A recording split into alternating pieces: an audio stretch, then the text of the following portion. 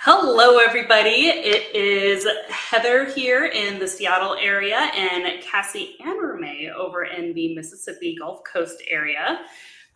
We have a fun episode today. So Cassie, for those who don't know, has her own brokerage down on the Gulf Coast of Mississippi, and she has some amazing agents on her team, one of which being Ramae here.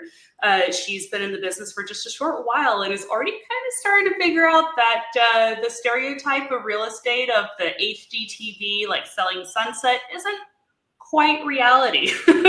And so we're really excited to talk to her about that and kind of get a little better sense of who she is, what she's kind of realized, and kind of do a little bit of the Q&A from there. So yeah, Ramae, tell us about you, what you're thinking in the business so far, what got you into real estate, just kind of a nice little overview. Well, I do have a property management background, not to this extent, but I do have a property management background. I also have sales background. I worked at a car dealership for 6-7 years. And so sales was my thing anyway. And I own a cleaning company too. But real estate has been in the back of my mind for as long as I can remember. And it's always been a passion. What I didn't know is how it does not happen overnight. It's not glamorous, as you mentioned earlier, as HGTV says. It's not like that at all. However, I would say it is a passion, so I'm okay with that.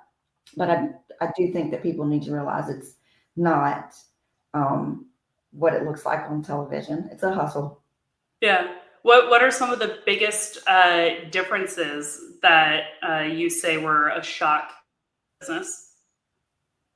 As far as the real estate business goes, or just yeah, or like the stereotype of kind of what you expected versus what it is when you got in. Like, what are some of the biggest ahas you've learned? To feed off of what Cassie said earlier about making one Facebook post and boom, you make lots and lots of money. That's just not the way it works. It's not. The people that you're dealing with in real estate are making one of the biggest decisions of their life, and it's not an easy decision. And people who are going into real estate need to understand that it's not something that's going to happen overnight. It's just not. It's a huge decision for the person. And I think if more people realize that, actually the easier it would be for them to know that it's just not all rainbows and sunshine all the time, and you have to be able to deal with that. Yep. Would you say that I think a lot of times people, because obviously when we look, unless it's like a flip show or something, they're like usually like you're seeing all these beautiful, well-staged, perfect houses, but then you get into it and you're like, I heard someone comment on a podcast earlier this week, most houses are not that pretty. It's much more, I don't want to say monotonous because every day is different, but it's a little more mundane than it seems. Fiddling with key boxes. We've already had some experiences with that. Fumbling with keys. Clients, some are more appreciative, or help you a lot, have boundaries a little better than others. So totally agree with that. That's 100%, because a lot of people do see it on TV and they do take it as the well put together houses, or even the staged houses, or that you just see a video of them opening the door and it's just all glamorous and stuff. But what they don't see is behind the scenes when you are fiddling with the key boxes, or if you're new like me and you don't really know how to do the key boxes. I mean, there's a lot that goes into it that people don't realize it. And, you see, and let me say this, I do think appearances means a lot. I do think that you should be put together and not, look like you just woke up while you're showing a house. But at the same time, it's not all glamorous either. So it's not like I'm going to put on a pair of heels and go open this glamorous door and do this Facebook post and it be that simple, because it's not that simple. There's way more to it than that. Yeah, it's, it's funny is over the weekend, I was hosting an open house and I had a chat with one of the people's kids where the kid was like, oh, it's as easy as just saying we want the house, right? And it made me think, I was like, that is kind of a stereotype because of HGTV. Like you walk in, you say, I want this house. Cool, it's yours. Congratulations. Doesn't talk about the offer rating. It doesn't talk about the strategizing. It doesn't talk about the relationship between the agent and the client. It doesn't talk about, oh my God, something popped up on an inspection. What are we going to do? Like there is so much more that goes into it. Now, explaining that to a 7-year-old is a little difficult, but to your point, like it is, it is different. And the like you said, you should dress up professionally, but at the same time, it's not the same. You're gonna be walking upstairs through mud, who knows what. In my case, running from bees. Running from bees, yeah. Oh no. They don't teach you in real estate school. You got to wear running shoes to show houses. I've had plenty of spider webs I've had to stick my hands in. That's been not fun. I think one of the most challenging things about our industry, and even if you maybe were in a I'm so sorry about that, background with sales where it had a shorter sales cycle, I guess you would say. You know, we're dealing with homes where, unless you're me, you're not buying a house every couple months, right? So I have a house addiction, but that's another episode. But I think that one of the most challenging things is putting in the work and planting the seeds day in and day out, for, you know, that really is going to show up in the next, 90 days to even 6 months, a year, 2 years out. I mean, as you know, Heather, and Ramae is definitely, like realizing as well, more so. I mean, but it's different when you live it, right? That, it's the seeds that she's planting today are going to come to fruition in 3 months, 6 months, 2 years, 3 years, right? So I think sometimes people come into the industry thinking, this wasn't your case at all, but thinking, I'm going to get in, sell real estate for 2 or 3 years, make the big bucks, and then do something different. And I'm like, 2 or 3 years, like you're just getting started. Like this is a career. Like it is a slow, like you were saying, slow grind that is, you're building your future that you will, on the flip side, be reaping the benefits of 2 and 3 years from now, the work you're putting in today. Right. Yeah. But it can be challenging on those days where you're doing lots of seed planting and not a lot of seed harvesting. Right. Yep. Totally agree with that. Yeah. What is one of your favorite things you've learned so far? I learn something every day. You learn something new in real estate, literally every single day. I don't even think that I have a favorite. I mean, every time I learn something, I feel proud of myself because I know I'm going to be able to use that in the future. For instance, today I went to a great training where we were just talking about code of ethics. I really, really enjoyed that. You see a lot of things going on that, that could bother you. So this class was wonderful for that. So as far as favorite thing to learn, you will learn something in real estate almost daily. Mm-hmm. Yeah, and I enjoy it all. Yeah. And I think you guys, you have a lot of camaraderie with some agents that you've met, agents inside and outside the office, starting to kind of develop your vendor partners and learning from them. So if you love to learn, this is definitely the industry for you. Yeah. That is definitely true, because I'm sure Cassie, as the one who's been in the business longer than any of us, you can attest to that. You're always learning. Like every day is going to be something different. Mm-hmm. Yeah, I've been in the housing industry for over 21 years now, and I still, to this week, I would say maybe I don't learn every day anymore, but I would say at least once every week or two, I'm learning something new. It's interesting when people, I'm not condemning at all, but like people want to sell their own house or buy their own house, and they don't have, you know, the experience. And I'm like, gosh, some days I wonder if I'm qualified to sell houses because I've only been doing this for 20 years. Because it's just, you realize every day, like I'm not gonna, you know, go into where I'm working a deal right now where there's some stuff with the appraisal, and then I just had a wetlands thing, and I'm like, oh my gosh, like, yeah, it's just nonstop learning. So that part will continue on for many years.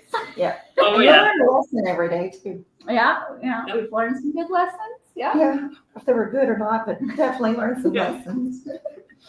Is there anything in particular that you're most excited to learn or most excited to experience at some point?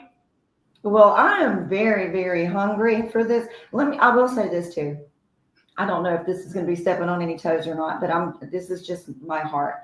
If you do not have the passion for this, you're likely not going to enjoy learning what you have to learn from it. Mm-hmm. But I have a passion for it. So I enjoy learning. And I think, and I'm hungry right now, you know, I'm new and I don't see that ever going away because it is a passion. Mm-hmm. But to be honest, I just cannot wait to sit and learn how to fully execute a contract from beginning to end. I mean, that is exciting to me and I can't wait to be able to do that. And that's what I'm saying about learning every single day. And that's another thing that goes on that people behind the scenes or in front don't get to see. That happens behind the scenes is all the contractual stuff. You know, people don't think about that type of stuff per se when they get into this. And so, but I'm excited about it. I think that's one of the most exciting things that I'm looking forward to. Yes, Ramae is in our mentorship program, but she has had her first closing already, which is super exciting. I did. Congrats. Yeah, so 90 days in, already has her. Not everybody gets to say that. Not everybody has a closing in their first 90 days, so that's super awesome.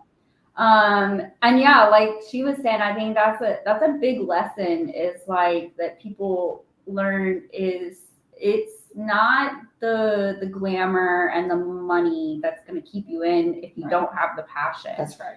I was at a lunch and learn one time actually, and the guy vendor was, you know, like, oh yeah, and he was serious. He was like, how many of you guys are in here to make the big bucks and make commissions? And like everybody just kind of like was looking around, like nobody was raising their hands. And he's like, come on, y'all like making money. And we're like, yeah, but that's not, if you don't have a love and a passion for real estate, there's no amount of money that would be worth. Oh my God. Yeah. One of my good friends who's also in the industry, her favorite thing is we are real estate agents. We are negotiators. We are therapists. In our area, real estate agents are kind of like unguarded lawyers with the amount of like contractual stuff we actually get to do. We are therapists. We are couple, like marriage counselors. We are contractors. We are like, we do so many things. We have so many different hats.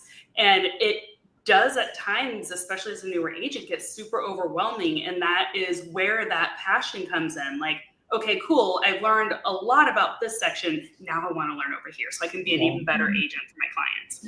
And that is something incredibly special because like if you only know one aspect and you can't do the other aspects, you just like you're gonna kind of flatline or you're not going to be very successful. So having that passion, having that drive is so crucial. I love that you brought that up because you just learn so incredibly much. Yeah, I think another thing people don't realize is like how intricately involved a home purchase typically is with a major life event. Like you were saying, marriage, divorce, children, graduations, a job loss, a job transfer, and so it's a lot of times we're dealing with a massive purchase, legal contracts, attorneys and inspectors and appraisers and all this while helping someone navigate a major life change, good or bad, that is kind of that, EQ, like that emotional intelligence, you know what I'm saying, where it's like you're having to kind of walk someone and people don't always, we think of it as purchase prices, right? That's what we see. When we review our numbers, we're like, what's the average sales price and days on market and things like that. When in reality, it's, we're dealing with numbers and finances, but a lot of times we're dealing with a lot of emotions too. And that can be kind of an unexpected thing. Absolutely. Even, dealing with someone that maybe unfortunately is going through a divorce, and it's like you're crying with the person and the shoulder to cry on, and that's not something they teach you in real estate school. No, I just dealt with that. A man was going through a divorce, and it was the whole process. And so, I totally get that. Yeah, the deaths and divorces are really, really hard to deal with for sure. I think also, like, especially on both sides, but especially as like a buyer agent who is trying to help their client negotiate with the seller agent or the listing agent, it's like, okay, so they have stuff going on. How can we write this contract in a way that appeases more to the emotion of the sale versus the just here's the number? Because sometimes it's not the number that they care about. It's the, can we rent for a little while after we sell? Can we can you change the closing date? Can we deal with this contingency or that contingency? Something that, again, isn't price-based, but like you're trying to work with the seller and kind of appease to their emotional side as well. So it just happens in so many different aspects of the business. And with that being said, and we were talking about having a passion for real estate, in my opinion, you do have to have a passion for people too. Wanting to help people. What's super interesting, I feel like a lot of people I talk to are actually introverts. When you think that this job is a purely extroverted position, but the thing that is a commonality of both the introvert side and the extrovert side, to your point, is the people passion. It is the, I want to help them through one of the biggest and most important decisions they're ever going to make in their lives, both financially and stress-wise. And so it doesn't matter if you're introverted or extroverted, like that passion is the core of it. That passion for people is the core of it. It's a really good point. I like that you brought that up. Any other thoughts or things that are just kind of, I don't know, that you want to share? Fun stories so far or anything? Fun story, other than me getting chased by bees. I got chased by bees the other day. I was terrified. No, not really. Just, I want people to understand that if they do get into this business, that they need to have a passion for it and for people. And it's not what you see on TV. I know we've already mentioned that, but I want to stress that to people, because Cassie and I were just talking about that the other day, as far as the failure rate or the people who give up is so large. And it breaks my heart, because real estate is an investment and people invest into it. And I think the ones that fail are just the ones that just don't realize in the beginning what you have to put into it. For instance, I've been doing this for 4 months. I've only had one closing. However, it's planting the seeds. I have people already that I know for a fact that they're going to call me within the next 3 months to a year to purchase.